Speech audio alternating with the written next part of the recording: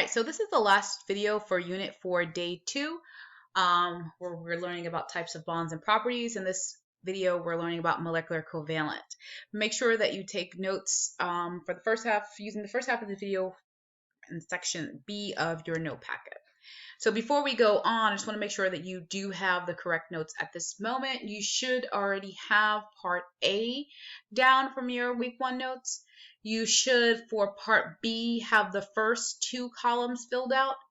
And then for honors chemistry, this is required. And for fundamentals, this is optional.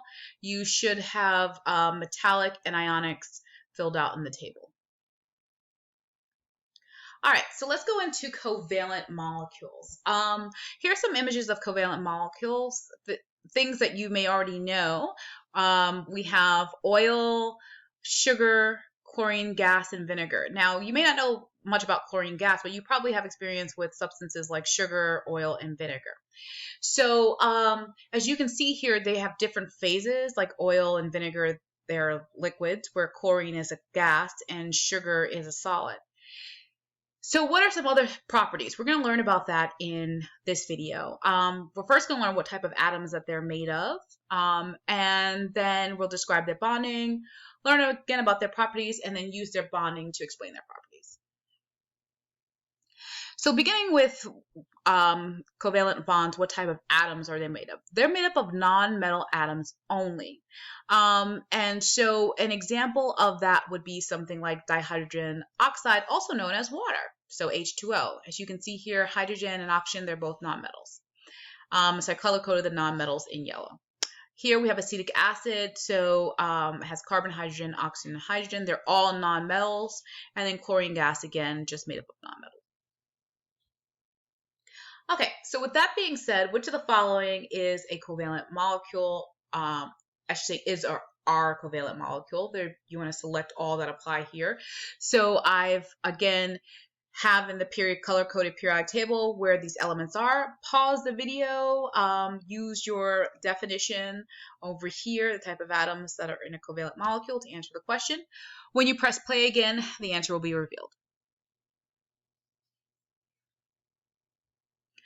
Great, so the answer to this would be B and D. So hydrogen fluoride or hydrofluoric acid, if it's in an aqueous solution, HF, and then C2H4O, these all have just non-metal atoms. C, remember, is an ionic because it has a metal and a non-metal. And then A would just be a metal because it only has metal atoms. So again, to identify the type of bonds, we have to figure out what type of atoms it has first. All right, so now that we know that covalent bonds are formed from nonmetals only, let's look at how their bonds are formed. Nonmetals form bonds by sharing their valence electrons. So in an ionic bond, the metal gave its electron to a nonmetal, right? But here in a covalent bond, they're not giving away, they're going to share. They may not share equally, but they will share. So here we have an example of 2 atoms, and you can see here that these 2 valence electrons, they're sort of paired up together, but one's from one atom and the other is from another atom. They're sharing. Those 2 electrons are between the 2 atoms. One atom doesn't have the electrons all to itself. Now, typically they can do this by, some nonmetals will do this by pairing their unpaired electrons. So when I say unpaired electrons, a single dot represents an unpaired electron. And if those 2 get paired up together, that's how this bond forms. So we can look at an animation of that happening here.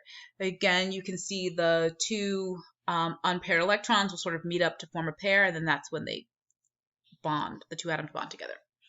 So this will be an example of 2 halogens because it has 7 valence electrons. So halogens will be where like fluorine and chlorine in that group.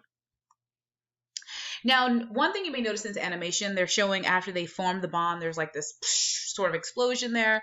That is because when bonds are formed, there's a release of energy. Because remember, when bonds are formed, the molecules go from a higher energy state to a lower energy state. That energy has to go somewhere, and it's released when bonds are formed. Okay, so now that we looked at how covalent bonds are formed, let's talk about properties of covalent molecules. Starting off with their phases. As you can see here, they can have any phase, so solid, liquid, or gas. Can be different colors, like black, yellow, red, etc. They're not as colorful as the ionic compounds, but they do have different colors. Many, however, are white or colorless. They are not shiny, they are dull, so they're dull. They're insulators, meaning they do not conduct electricity, the exception to that being aqueous acids. So something like vinegar, it's an acid that's dissolved in water, will conduct electricity. In terms of their solubility, whether they dissolve in water or not, many polar molecules will dissolve in water, but non-polar molecules are insoluble. They will not dissolve in water.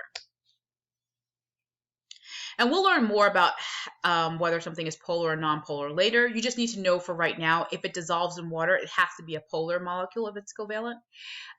If it's a covalent molecule, and if it doesn't dissolve in water, it's likely a non-polar molecule.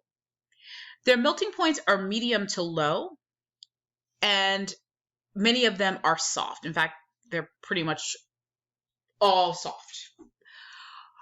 All right. So now we're going to go into section C in your note packet, where we're going to use the bonds to explain just one property. Again, honors chemistry is required. Fundamentals, this is optional. So the property we're going to explain here is the low to medium melting point and the softness of covalent molecules. And this should say covalent molecules, by the way. All right, so why do covalent molecules have low to medium melting points, and why are they soft? That's because, unlike ionic compounds and metallics, covalent bonds are discrete. They're not arranged in a lattice or a network. So remember, for ionics and metallics, they're sort of arranged in a network there, and that's what sort of strengthens and reinforces them. We don't have that happening here. So here we have molecules of methane, and you can see that the methanes are not connected together, packed in tightly. They're sort of just floating around. There are bonds that connect the hydrogen, which are the white circles, to the carbon, which are the black circles. So those are the covalent bonds, but those covalent bonds aren't connecting this entire molecule to another molecule. So because the covalent bonds are discrete and not arranged in a lattice, it doesn't take that much energy to separate these molecules. Like, you can easily just pull that methane away and that methane away. So I'm not talking about breaking the bonds themselves. I'm not talking about breaking the hydrogen-carbon bond, but I'm just talking about pulling each molecule away. So because of that, they have low to medium melting points and boiling points. And also because of that, many of them are soft. All right, and if you look at their melting points, here are some lists of their melting points and boiling points. Let's focus just on the melting points, since that's what we've been looking at. Notice how for iodine it's 113, so, low 100s. And for something like methane, it's actually negative 182.5. And indeed, methane is a gas at room temperature. It has a very, very low melting point and very, very low boiling point. Sugar, which, as we know, is a solid, its boiling point is 146 degrees Celsius, which may seem high, but if you go back and compare it to the metals and ionic compounds, which had, in the high 100s to the thousands, this is nothing. And water, the melting point of water is 0 degrees. All right, so that is it for this video. Make sure you complete your notes, section B for both classes, and section C is required for honors chem. Have a quality day, folks.